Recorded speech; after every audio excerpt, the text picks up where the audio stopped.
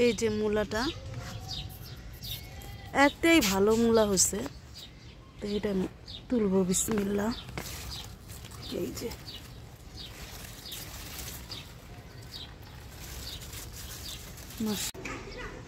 আমাদের ছাদ বাগানের মূলা। দেখি জান্নাত, ওইটা দেখো তো। না, ওই যে ওটা। হ্যাঁ, এই যে মূলাটা কাটে নিতেছি, পুঁটি মাছ দিয়ে রান্না করব। আমার বারান্দায় সুন্দর রোদ আসে, তো এই জন্য বারান্দায় বসে কাটাকাটি করতেছে জান্নাত। আমাদের এটার ভিতরে কিন্তু কই মাছ আছে, কই মাছের চাষ করতেছি আমি।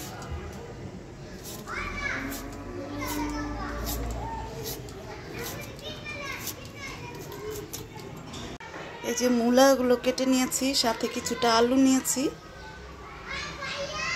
আর এই যে এখানে পুঁটি মাছ। পুঁটি মাছ দিয়ে মূলার রান্নাটা খুব মজা হয়, তো এই জন্য পুঁটি মাছ দিয়ে রান্না করছি। তেল গরম হয়ে গেছে, এখন আমি মাছগুলি সুন্দরভাবে ভেজে নিব।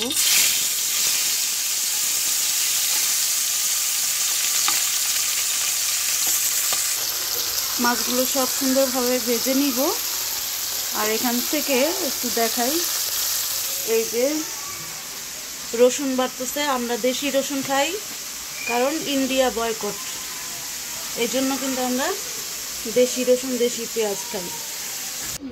এখন সবজিগুলো ভেজে নিব।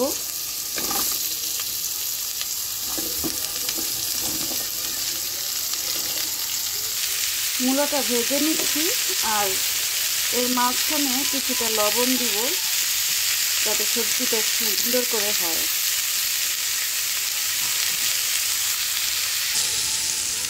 এখন কিছুটা পেঁয়াজ দিচ্ছি।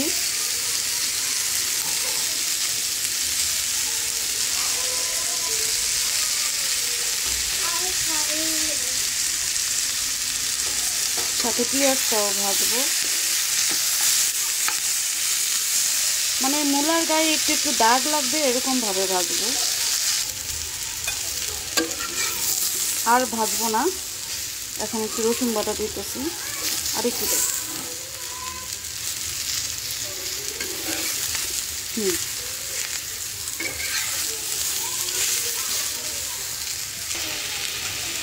একটু হলুদ গুঁড়া, একটু মরিচ গুঁড়া, আর একটু লবণ দিলাম।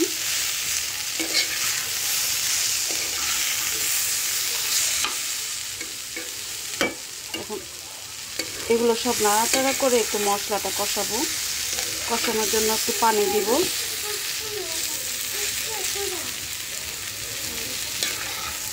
একটু পানি দিলে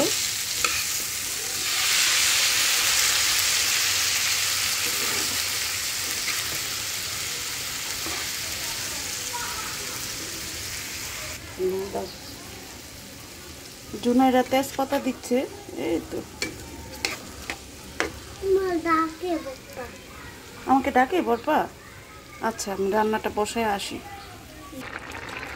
আমার রান্নাটা শেষ পর্যায়ে।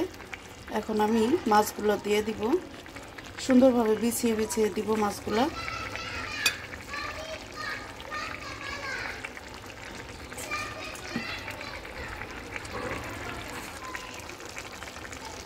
মাছগুলো দিয়ে দিয়েছি।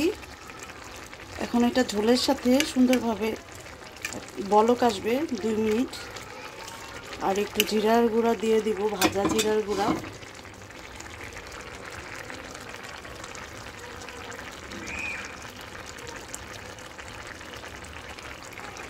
এখন চুলার জালটা একটু বাড়ায় দিই, এটা সুন্দরভাবে বলক আসলেই রান্নাটা হয়ে গেছে।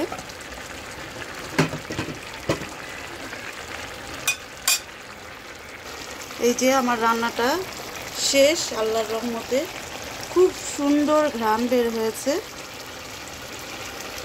তো খেতেও নিশ্চয়ই অনেক মজা হবে ইনশাআল্লাহ। তা এভাবে করে আপনারাও খেয়ে দেখতে পারেন, আসলে মজা হয়। আসসালামু আলাইকুম।